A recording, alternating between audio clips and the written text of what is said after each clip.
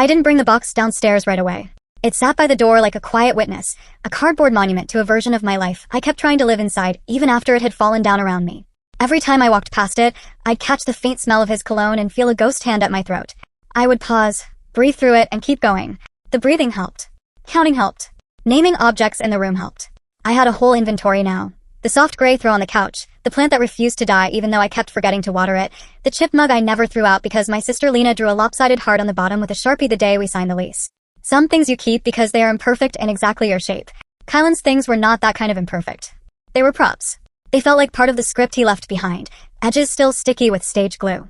I knew if I opened the cologne I'd hear him telling me, in that voice he used when he wanted to sound like a movie version of himself, that scent is a brand and a brand is a promise. I didn't want any more promises from him. I wanted silence that wasn't loaded. I wanted air without footnotes. It's funny what you remember when your life splits in two. I remember that first night at the party, him talking about the architecture of hustle like he'd invented ambition, his palms open, his eyes bright. He had a way of aiming his attention like a spotlight that made you feel chosen, like a stage suddenly built under your feet. I remembered the Thailand photos, the way he said solo trip, like it was the same as pilgrimage. I remembered thinking he was the freest person I'd ever met and wanting to stand in the slipstream of that freedom, just to see where it would take me. I also remembered the first time I felt small with him. We were sitting on his couch an early evening with a pink sky, and I joked about him posting so many gym selfies. "You're really committed to those mirrors," I said lightly. He smiled, but it was the smile that never reached his eyes. "People get inspired by consistency," he replied, as if I'd missed a seminar everyone else had attended. That was the first time I apologized for something I said that didn't need an apology. It's such a tiny hinge to swing a whole future on, but there it was. I said sorry and felt the ground tilt. The night of the restaurant, the blue shirt, the soft apologies that hardened into accusations, those memories were sharp and clean, like glass. What followed was messier. The next morning's quiet was full of the wrong sounds. My phone buzzing, Shane's voice careful and tired, my own heartbeat moving fast without going anywhere. I showered and ate half a banana and left for work with my hair still damp because my hands wouldn't stop shaking long enough to blow dry it. On the train, a toddler stared at me and laughed, and for a moment the world was simple again. Just a child delighted by a stranger, and I wanted to cry from the sweetness of it. Work felt like a room inside a room. I could sit at my desk and answer emails, but the side of my body that faced the window twitched every time a car idled out front. Giovanna brought me tea without asking and told me I didn't have to drink it. "You can just hold it," she said, and I did, letting the heat warm my fingers. When the roses arrived and she told me a guy delivered them himself and asked about my schedule, the heat turned to ice. I put the roses in the break room and threw out the card, and I could feel eyes on me, not unkind, just curious. Curiosity can bruise. That evening, I called my dad. I told him everything with my laptop open on the coffee table, tabs full of screenshots stacked like flimsy evidence in a trial I never wanted to hold. There was a pause on the phone when I finished, and I could picture him rubbing his forehead the way he did when he couldn't stop a situation from being what it was. "I'm mad," he said finally. "But more than that, I'm here." Then he asked practical questions. Had I changed my passwords? Did I set my social profiles to private? Did I want him to call Kylan directly? The idea of my father's voice moving through that man's phone put heat back in my limbs. "No," I said. "I don't want him near any of us. Not even your voice." He exhaled like that answer hurt and helped him at the same time. "Okay, then we make a border," he said. "You tell me what you need to feel safe and we do that." The border started with a spiral notebook on my kitchen counter. I wrote the date at the top of the first page and drew a line down the middle. On the left, what happened; on the right, proof. I wrote down the flowers. On the proof side, I wrote Giovanna's statement. I wrote down the parking lot letter under my windshield. Proof. The scrap of envelope I kept even though I tore up the letter without reading it. I wrote the date and time I saw his car idling near work. Proof. Camera footage request with the building manager Monday 4:10 p.m. Still pending. It felt boring and adult and exactly like the opposite of the kind of love I had built with him, which had been fireworks and poems and matching bracelets and night drives to nowhere. Boring and adult was the country I lived in now. I could live there. Lena came over that night with soup and one of those face masks that make you look like a horror movie extra. We didn't use the masks. We ate soup and watched a baking show on mute, and she let me lean my head on her shoulder. "Do you want the big sister version or the friend version?" she asked finally. "Both," I said into her sleeve. "The friend version says, it's okay to be wrecked," she said. "It's okay to feel like a person-shaped hole. He structured his life like gravity and you orbited him, and now your body has to learn a new physics. That takes time." She paused, threaded her fingers with mine. "The big sister version says, we're changing your locks in the morning. I'm installing a doorbell camera. I'm putting his number in my phone under do not answer, and I'm telling Dad you'll call if you see him anywhere near you. We're building you a moat." "Okay," I said. It felt like exhaling after holding my breath underwater too long. That Friday, dinner with Stacy became a test I didn't know I was taking until it was over. Kylan walking in with another woman. The way he positioned himself in my line of sight. The performative laughter. It was so textbook my skin crawled. When he leaned down and whispered, "This could still be us if you'd stop being so dramatic," there was a voice in my head I hadn't heard in months that said, "Oh honey, I am done being small." I looked him in the eyes and told him to leave me alone, told him I would get a restraining order, and I felt this muscle inside me, some old piece of me that had gone to sleep, waking up like a hand closing into a fist. After that, everything sharpened. I called the legal aid office. The woman on the phone spoke calmly in the language of thresholds. To get a protective order, judges want specifics, she said. Dates, times, screenshots, in-person sightings, witnesses. Keep doing what you're doing. Do not engage with him. If he escalates, call the police and ask for an incident number. Document that number. Then come in. We'll help you file. It wasn't the dramatic courtroom moment the movies promise. It was checklists and binders and patient voices. It helped. Kellen running into me at the grocery store felt like a warning bell and a blessing. She stood in front of the refrigerated yogurt like it was a podium. He'll try to make you feel like you're cruel for not forgiving him, she said. He'll say you're ruining a good man, that you're punishing vulnerability. He'll be so persuasive you'll wonder if you're the one who learned how to lie somewhere and forgot. And then he'll show up somewhere he knows you'll be and you'll remember who he is. Don't forget it again. I won't, I said, and something in my voice made both of us look away quickly. She put a hand on my arm, quick and gentle, then left with her groceries. I stood there for a long time because my legs were trembling, even though my jaw felt made of stone. The weekend after that, I met my father at the hardware store. We bought a longer deadbolt, motion lights for the walkway, and a second lock for the windows that didn't really need it but made my brain relax one notch. He installed everything while I made coffee we didn't drink. When he finished, he took my face in his hands for a second in the doorway like he did when I left for college. We're not going to let him take up any more space in your head than you allow, he said. But if he slips in, call me anyway. I'll stand outside your head with a broom like an old man on a porch chasing birds.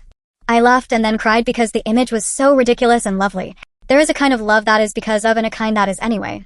I realized I'd been living on because of love with Kylan, because of the poems, because of the dinners, because of the promises. My family's love was anyway. It made me feel held and sad at the same time, like discovering the house you grew up in had secret rooms you never opened because you were always trying to live in someone else's. Monday morning, I went into HR and told them everything, not every detail, just enough to explain why a man might try to show up for me at work. HR was kinder than I expected, which is the kindest kind of kind. They made a note for security. They asked if I wanted my desk moved away from the street-facing window. I declined. I didn't want to rearrange my life to avoid shadows of him. But when Omar from facilities offered to add my car to the underground lot temporarily, I said yes. Saying yes felt like breathing. There were days when I wanted to replay the restaurant scene and turn myself meaner, braver, colder, to write better lines for myself. To have tossed the whiskey in his face. To have read the Lilith messages aloud to the whole room like a preacher with receipts. To have left his phone on the table like a bomb. But then there were mornings when I woke up and felt lightness like a new weather system sitting on the edge of the bed. Those mornings, I moved slowly through my apartment like someone learning to walk again, and every step felt like a small parade. The paperwork showed up 2 weeks later. A formal letter, notarized, from his parents' attorney. The language was precise and dry, a botanical description of a poisonous plant. He agreed to cease contact, acknowledged the consequences. It felt less like a gift and more like a fence I could lean against. I took a photo of it and texted it to Dad and Lena and Stacy. Frame it, Stacy wrote back, and I almost did. That night I slept for 6 hours in a row for the first time in a month. Then came the Miami Gambit. The flood of posts, the desperate captions. The 20 photos of us, ping ping ping, my phone lighting up like a slot machine. I untagged myself until my chest ached, then sat on my bed in the quiet, my body ringing like I'd been standing near a bell. I could feel the old reflex fizzing under my skin. Explain, counter, present my evidence to the court of public opinion. I didn't. I called his mother. She sounded like someone who'd been crying for days. She told me she'd make it stop. The next day it stopped. She texted me, "I'm so sorry. We're helping him get help," and I believed that she believed it. I didn't reply. I felt bad about not replying. Then I felt less bad, and that's how healing worked some days. In stages, like the weather changing in bands rather than across the whole sky at once. When Shane and I met for coffee a few weeks later, I looked at him like he was a man I had never met and yet knew too much about. He was bent at the edges in a way I hadn't noticed before. Rooming with someone like Kylan will do that to a person. He told me more than I asked. The notebook, the flowchart of romantic tactics, the way Kylan practiced lines aloud when he showered. I thought it was aspirational, Shane said, cheeks flushing like he was confessing to stealing something from a charity box. Like, fake it till you make it.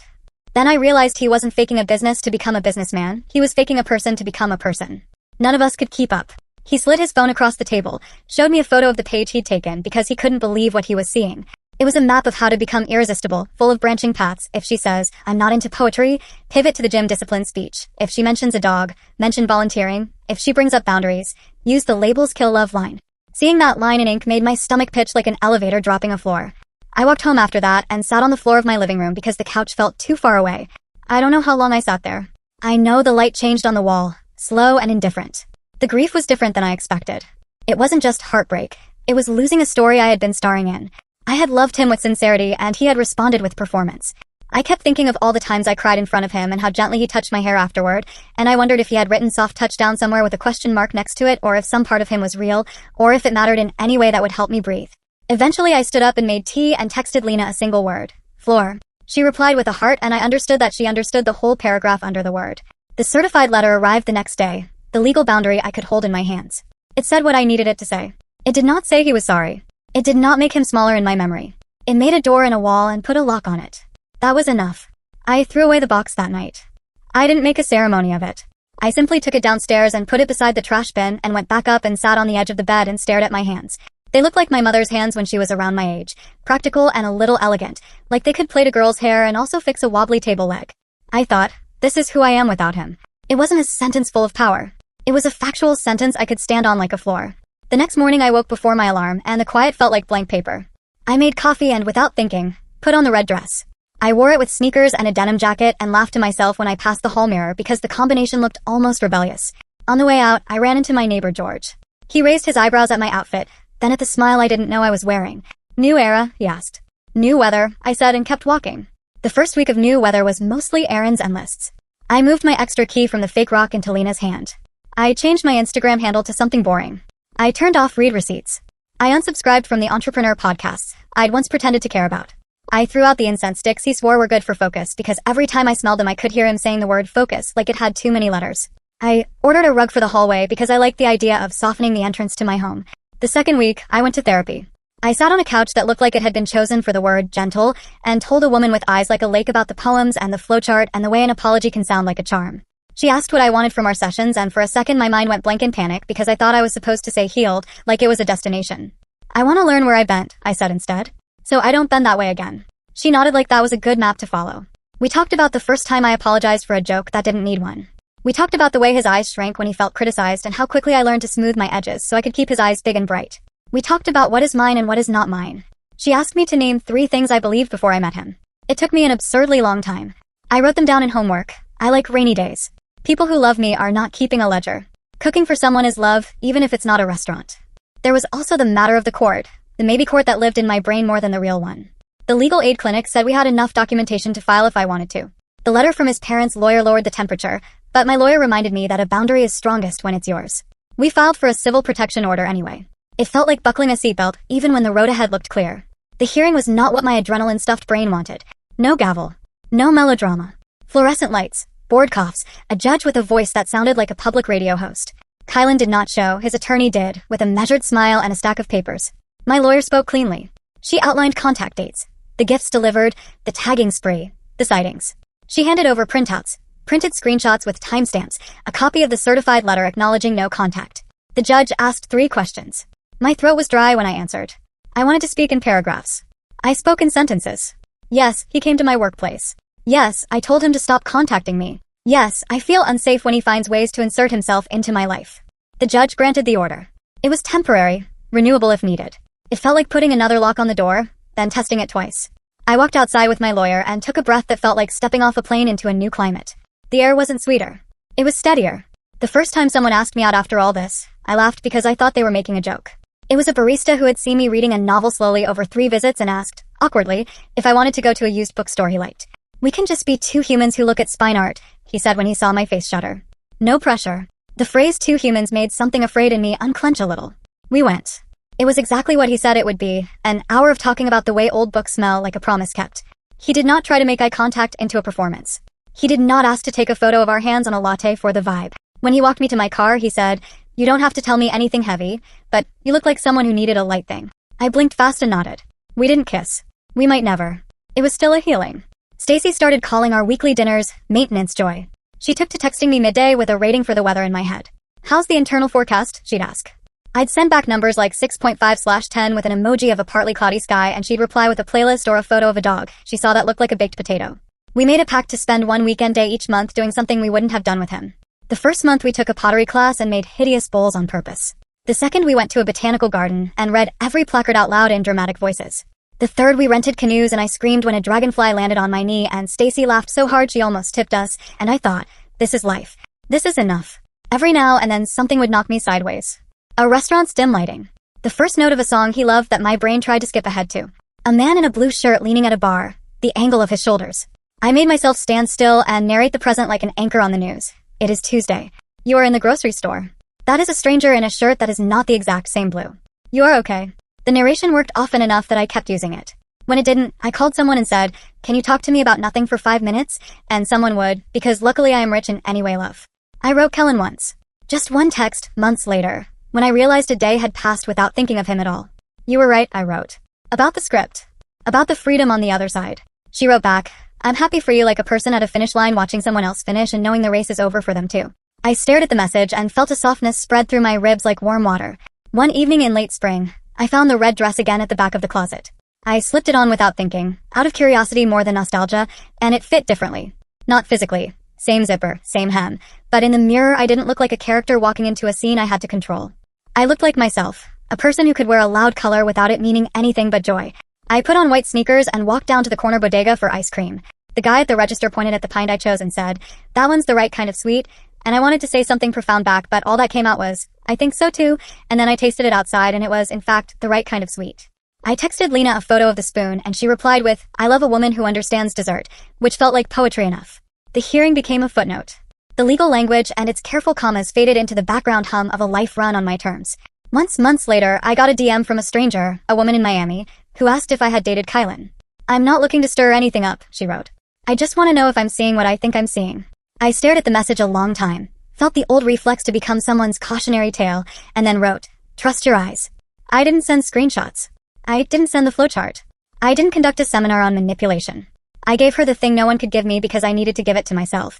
Permission to leave when something is wrong even if no one else agrees yet. She wrote back a day later, "Thank you." I did. I put my phone down and cried then. Not for him, not for me, but for the invisible network of women who hold each other up with simple sentences. A web that is not on any social platform and is somehow everywhere. My father built me a bookshelf that summer. A simple one, unpainted, edges sanded smooth. He carried it up the stairs with a grunt and said, "Tell me where you want your future stories." I pointed to the wall between the window and the plant that refused to die. We hung it. I arranged books with no system. Poetry next to travel next to a cookbook next to a field guide to North American birds that I bought in a thrift store because I liked the drawings. When I stepped back, the shelf looked a little crooked. "It's a human shelf," my dad said. "It leans like we do." On a Sunday in August, the court clerk emailed a reminder about the order's expiration and instructions to renew if needed. I read it and realized I didn't know where Kylan was anymore. I didn't know what he was posting, who he was dating, what new shirts he bought, whether he still practiced lines in the shower. The not knowing felt like a clean window. I renewed the order anyway, not because I was afraid, but because I liked the idea that I could choose safety without having to be scared first. The last time I saw Shane was in the park at a distance. He was sitting on a blanket with a girl with a bright yellow dress and a laugh I could hear from the path. He looked lighter, like whatever burden he'd been carrying had been set down. I thought about walking over. I didn't. I just sent him a text later, "You look happy." "I hope it's real." He wrote back, "It is," and then, "Are you?" I looked around my apartment where the plant had doubled in courage and the rug softened the hall and the shelf leaned and the red dress hung like a flag that meant simply, "I exist." Yes, I wrote. In new ways. People keep waiting for the part where I say I'm grateful it happened because it made me stronger. I'm not grateful. I'm not interested in alchemizing pain into a moral to make someone else feel comfortable. What I am is attentive. I'm attentive to the way I say sorry, not only when sorry is the right word. I'm attentive to how my stomach feels when someone insists on a version of reality I'm not living in. I'm attentive to the difference between a man who wants to be seen and a man who wants to be looked at. I'm attentive to my own kindness as a resource I get to allocate, not a river anyone can swim in whenever they like. Sometimes I still dream about the bar at the restaurant, the mirror behind the bottles, the way he smoothed his hair, the door opening and his eyes lifting like a dog's ears. In the dream, I am both myself and a ghost hovering above myself. I watch me touch his shoulder, watch his face, watch the scene spool out like film through a projector. When I wake, I lie there for a second and let the memory play to its end. Then I get up and make coffee and open the window and let the morning in like a friend who doesn't need to ask permission to enter, because she helped you paint the walls. There is a specific joy that comes the first time you catch yourself humming in the kitchen again. It's not loud. It's not triumphant. It's just your mouth remembering a sound. The day it happened for me, Lena was at the table with her laptop, and she looked up and smiled this smile that understood without declaring, and I laughed because being witnessed can be so tender it startles. We ate toast with jam at 3 in the afternoon like we were teenagers, and my father texted a photo of a bird he couldn't identify, and I used the field guide to tell him it was a cedar waxwing, and he replied with 3 exclamation points and "Your bookshelf is paying off," and no one mentioned Miami or poems or flowcharts or the blue shirt that used to haunt me. My life was full of small, ordinary, glowing lights, and none of them required captions. A few months later, the barista with the bookstore invited me to a backyard movie night his friends hosted. I went. People sat on blankets and bees drifted around the citronella candles, and the movie was terrible in a way that made everyone giddy. He leaned over halfway through and whispered, "This is so bad it's doing community service," and I snorted in a way I would have hidden a year before. It felt good not to hide. When he walked me to my car, he asked if he could kiss me. The ask was something delicate placed in my hands. "Not yet," I said. "But ask me again when the weather shifts." He nodded like that was a complete sentence. On the way home, I rolled down the windows and the night air smelled like cut grass and possibility. Sometimes I try to find a single sentence to end the story, and all I can come up with are the true ones that aren't profound. I learned to hear myself sooner. I don't let my loneliness write emails. I recognize performance quicker, even when the lighting is flattering. I have a lock on my door and a shelf on my wall and a plant I can't kill. I am not grateful. I am free. I am learning the difference between the two. On the anniversary of the restaurant night, I went back to the Italian place with Stacy and Lena and my dad and Giovanna and Omar from facilities because it felt right to fold practical kindness into celebration. We asked for the same booth. We asked for the waiter who had gently understood tension without making a show of it. He was there, older by a year in that way waiters age, still quick, still seeing everything without taking anything. We ordered too much food. We laughed loudly and no one was trying to make sure I saw them laughing. At 7:10, I excused myself to the bar. The mirror behind the bottles reflected a woman in a red dress with sneakers. I touched my hair out of habit and then put my hand down because I didn't need to touch anything to be sure of its presence. I turned back to my table where people who love me anyway were arguing about the best gelato flavor and saving me a seat and waving me over like the world's shortest parade. I walked back. I sat down. I picked pistachio, which might not be universally the best, but it was right for my mouth. Later, walking to the car, I saw a man in a blue shirt standing near the valet stand. For one breath, my body remembered the old choreography. Eyes lift, heart thuds, story writes itself in time to a panic drum. Then the man turned his head and he was just a man, not my ghost. I laughed out loud, and a woman getting into her car glanced over and laughed too, the contagious kind of laughter that exists for no reason but being alive at the same time in the same place in the same weather. I wanted to tell her the whole thing, every line of it, the way we tell strangers the shape of our scars in our heads. Instead I said, "Nice night," and she said, "The nicest," and it was enough. When I got home, I stood in my doorway a second and listened to my apartment breathing. I touched the doorframe like you might touch the edge of a painting you love, even though you're not supposed to. I looked at the shelf. I watered the plant because it had earned it. I put the red dress on its hanger and opened the window and let the nighttime city sing its soft, nonsensical song. I did not think about his followers or his captions or whether Miami made him honest. I did not write the story in my head the way I used to, setting myself up as hero or martyr or survivor. I just stood in the life I had, which was flawed and tender and mine. Maybe the truest thing I can say is this: labels don't kill love. Lies do. And the opposite of a lie is not an explanation. It's a life that doesn't require one. I am building that life out of mornings and keys and sister soup and father shelves and friend playlists and baristas who say two humans and strangers who laugh at nothing and a body that learned to unclench. I am not better because of what hurt me. I am better because I kept going anyway, because I chose myself in rooms where someone else would have chosen their reflection, because the mirror behind the bottles does not have the last word. I turned out the light. In the dark, I could see the thin rectangle of the door glowing from the hall and the outline of the plant and the soft slope of the rug and the corner of the shelf. I lay down and the bed held me like it always did. Uncomplicated and faithful. I slept without dreaming. In the morning, I woke before my alarm and the quiet was not empty, it was a path. I got up. I took it.